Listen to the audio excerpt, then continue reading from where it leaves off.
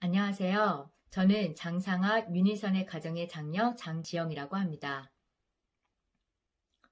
저희 부모님은 하늘에 대한 절대적인 기준과 신정으로 사셨던 분이십니다. 두 분 모두 10대에 입회를 하셨습니다. 어머니께서는 굉장히 많은 반대를 받으셨는데요. 특히 그 반대는 축복을 받을 때 그게 다랬다고 합니다.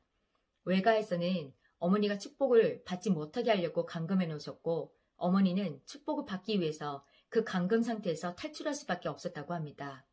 탈출할 때 옷도 제대로 못 입고 신발도 제대로 못 신은 채 탈출하였다고 합니다.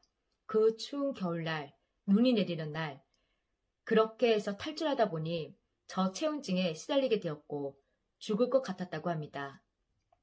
그때 하나님께 기도를 드렸다고 합니다.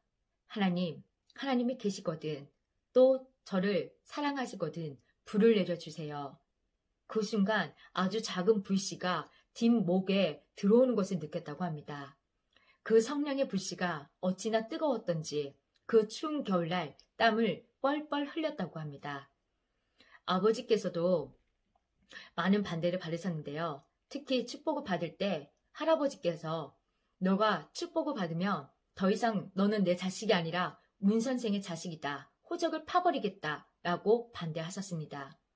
그때 아버지께서는 네, 저는 아버지의 아들이 아닙니다. 문 선생의 아들입니다. 호적을 파십시오. 라고 반대에 맞섰습니다. 그러한 심정적 기준터 위에 두 분은 축복을 받으셨고 저와 남동생 둘을 낳으셨습니다. 어렸을 적에 부모님의 모습을 보면 항상 집은 깨끗했습니다. 그렇게 깨끗하게 해서 언제든지 하나님이 오시더라도 정리정돈이 되어 있는 모습을 보이셨던 것입니다. 그것은 가장 외적인 기준의 기본이었던 것 같습니다. 또 하나를 보면 10가지를 알 수 있듯이 하나님께 어떻게 물건을 드렸는가 하는 그 마음을 보면 다른 마음도 어떠했다라는 것을 알 수 있습니다.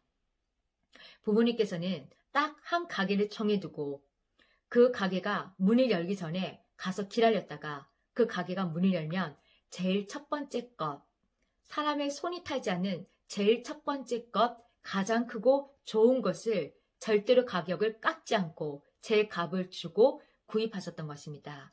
그 구입한 물건을 하나님께 드렸다고 합니다. 그런 마음의 기준을 보면 마치 아담 이후에 10대 만에 노아를 찾으셨을 때 그 노아는 그 당시에 의인이었다고 합니다. 노아가 의인이었기 때문에 복귀 섭리 역사의 중심 인물이 될 수 있었던 것처럼 그 부모님의 그 작은 그 마음 하나라도 보더라도 바로 그 마음으로 인해서 바로 목회를 할 수 있었던 것 같습니다. 또 목회를 하시는 부모님을 보면 하늘에 대한 절대적인 기준과 그 심정은 변치 않으셨습니다. 저는 부모님께서 많은 돈과 또 재산과 또 명예를 주시는 것보다도 하늘에 대한 절대적인 기준과 또 조건적이지만 축복 가정으로서 하나님에 대한 참 사랑, 참 생명, 참 혈통을 전해주신 것에 대단히 그것이 더 귀하다는 것을 알고 감사히 여기고 있습니다.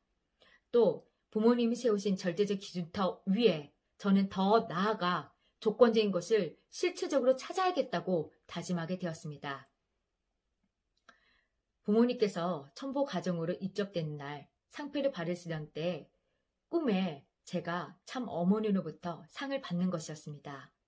꿈에서 참 어머니로부터 상을 받았을 때 그 상이 얼마나 반짝반짝거리고 빛이 나던지 잊혀지지 않았습니다. 꿈에서 깨고 난 다음에 많은 생각을 했습니다. 그 전까지는 천보가정이라고 하면 부모님께서 열심히 하셨으니까 받으셨구나 라고만 생각했는데 그 가치에 대해서 다시 한번 생각하는 계기가 되었습니다. 지금은 후천개벽의 시대이며 천일국 시대라고 합니다. 그 귀한 시대를 참 부모님께서는 열어주셨습니다. 그럼 천일국의 백성으로서의 삶은 어떻게 살아야 할까요? 한번 생각해 보세요. 그리고 같이 살아가기를 바랍니다. 즉, 하늘 부모님과 참 부모님을 모시고 지상에서 천국을 이루어 생활하다가 영계에 가게 되면 천상 천국을 이루게 되는 것입니다. 그렇게 되기를 간절히 바랍니다. 이번 효정 나눔 축제를 통해서 그것을 생각하는 시간이 되었으면 합니다. 감사합니다.